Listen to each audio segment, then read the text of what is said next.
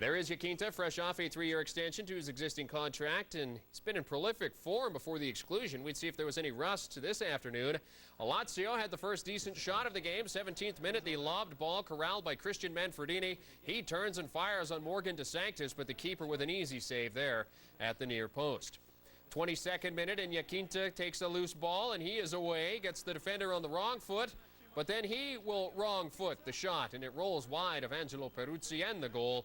There's perhaps some of that rust we were talking about. Udinese going for the opener just before the break. Jose Luis Vidigal across to Di Michele. Backheel to Muruntari for the shot. Peruzzi spills it. Jacinta puts it in. He scores the opener, but yeah, hold on to the celebrations because it won't stand. Jacinta realizes that. The flag is up, and let's check the line of truth. And indeed, Jacinta in an offside position, so a good call. They remain scoreless at the break, and all the prayer in the world not going to change that call. Jacinta and Udinese would have their best chance of the game shortly after they resumed. Running onto a great pass between the defense. He gets cut down as he gets there. The penalty is given to Udinese as they would go to the spot. Jacinta finishes the play with the penalty kick, and it's 1-0 Udinese. That goal his second of the season. Lazio had a couple of good chances, even a crossbar, but it is Udinese that ices the game in the 81st. Cross laid up backside for Jacinta. He heads it over to Di Natale, who slides it short side past Peruzzi, and it's 2-0 for the hosts with less than 10 minutes to go. Jacinta showing us the other part of his game as he sets up Di Natale with his first of the season.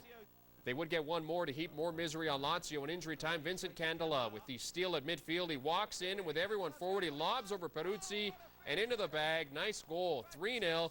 Candela's first of the season has Sergi Cosmi celebrating 3 in nearly 5 challenge. Adriano on the far right as the teams get set to exchange pleasantries prior to kickoff. Pizarro and Cordoba in for Verón and Zanetti for the visitors. Patrick Vieira back from suspension for Juventus, who've lost 2 straight at home to Inter, believe it or not. Luis Figo looking to get started on a 3rd consecutive at the Della Alpi, but his free kick is caught by Christian Abbiati, and Inter is kept quiet in the Italian derby. But soon it would be Juventus making some noise down at the other end. Julio Cesar can't squeeze the free kick, and David Trezeguet is there to put the rebound away. 1-0 Juve in front in the 22nd. Ibrahimovic with the free kick to start things off. Fine stop by Cesar, but there's no one to stop Trezeguet from putting the league leaders in front.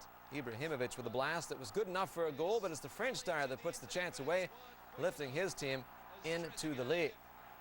Dozen minutes later, another free kick sets up a Juve goal. Pavel Nedved with the bender. Check this one out. It is just inside the post. A sight to behold. 2-0 Juventus in command.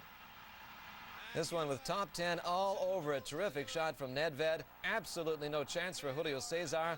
And Juventus is having some fun at the park. Not long later, Inter's Obafemi Martins and Adriano combined very nicely to make a chance take place. Martins just unable to beat Abbiati to that pass, and as a result, the play is broken up. Juve keeper shaken up, but he would hang in there, and that's good news for them. Now, speaking of shaken up, Zlatan is sent flying on this tackle by Marco Materazzi. Ibrahimovic would later leave due to an ankle injury. Trezeguet left in the second half due to a knock as well, and Lilian Thuram did not finish the game. Inter would go with 4 strikers late on, trying to fight back. Obafemi Martins forcing Abbiati to be sharp here to keep it 2-0. The visitors would never break through, though. Abbiati and friends able to shut out their guests and continue their perfect start to the season, now at 6-0 domestically. AC Milan owner Silvio Berlusconi has given coach Carlo Ancelotti the dreaded vote of confidence as the Rossoneri struggle to make an impact in Italy and in Europe so far. Berlusconi telling fans this week that there will be no coaching changes at Milan this season, but whether Ancelotti sees out the remainder of his contract, which ends in June of 2007, is another matter. With only 10 points taken from 5 league games, the Rossoneri well aware that they must make some adjustments if they wish to contend for the Scudetto. A victory against Regina would bring a much-needed calmness to the side, and it could see the Rossoneri reduce their 5-point deficit with Serie A leaders Juventus. 57,000 plus on hand for this rainy one, and Regina without usual starting keeper Ivan Palazzoli. He's rehabbing a leg injury. Nicola Pavarini set to deputize in his place, and Pavarini wouldn't have the best of starts. 5th minute, Milan worked the far side. Serginho, the feed to Paolo Maldini, cuts through his man and fires a low shot that beats Pavarini, and right away it's 1-0 Milan on Maldini's first of the season. 38 years old, but he's still got some slick moves. As Giacomo Tedesco finds out, Maldini goes through him to score. Pretty nice strike to give this game the start that Ancelotti wanted. hosts would add another in the 20th minute from the corner kick. Again, it is Maldini who puts in a great header past Pavarini, and he has two, as does Milan, and what a start for the skipper. Rui Costa, the delivery from the corner. Perfect placement for Maldini, who puts that away with some authority. 5 minutes from the restart, a mistake at the back allows Christian Vieri a chance to add the third, but Vieri's chip just wide of the far side, and it remains 2-0, and Vieri knew he should have put that one away.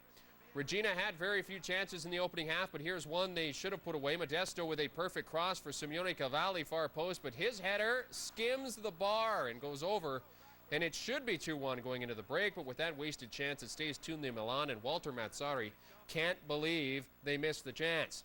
Milan close to adding a third, just past the hour. Again, it's Vieri, the lob to goal, but Pavarini gets a mid on it, and he sends it off the post. Regina trying to get back in the game, almost doing the 76. Bad clearance by Milan allows Mesto to put it down for Cavalli. Pokes it past Nelson Dida, but the flag is up, and that one won't stand as Cavalli provides his feelings. Travelers would get one in added time. Luca Vigiani with the ball up, bounces to Cavalli. He beats Dida with an onside shot this time, and a nice one to boot. That makes it 2-1, but it was too little, too late for Regina. The goal coming on the last kick of the game. Milan win it 2-1. Off to Via del Mar for Lecce playing host to Cagliari, and it is the home side who set the pace in this one. 8th minute, and Marco Cassetti given a nice ball down the far wing. Fights off Massimo Gabi to the byline, crosses back out front for Hau Ilias Conan. He has the open net for the goal, and it's 1-0 Lecce. Cassetti's pass is missed by Mirko Vucinic, but he took both defenders, leaving Conan wide open for his first of the season. Doesn't get much easier than a wide open net, and the Southerners out in front first here. 13th minute, Lecce pressing again. Ledesma and Conan, a little 1-2, and Conan brought down by Agostini, and the referee awards the penalty. Agostini taps the ball first, but the ref, not seeing it that way, makes what we'll call a marginal call. Cagliari vehemently protesting the penalty to no avail. Alex Pignardi stepping in to take the spot shot, and he sends Fabian Carini the wrong way and makes it 2-0 to Lecce before they've even hit the quarter hour. Cagliari had their chances, but they could not breach the goal of Vincenzo Sicignano. Lecce would put the game away in the 67th. Christian Ledesma, the long drive from 40 yards away, and no chance for Carini as that one gets to the top corner in a hurry. The bench excited, and the fans and players certainly pleased. Ledesma with a top 5 nominee. Forget the top 10. That is top 5 all the way. Cagliari given a chance at a goal later in the contest. Moro Esposito is tripped up in added time by Cassetti, dragging that leg. Esposito with a chance to ruin the clean sheet, but Sicignano makes the denial. And that was it for Cagliari as they get bombed by Lecce 3-0 Sunday.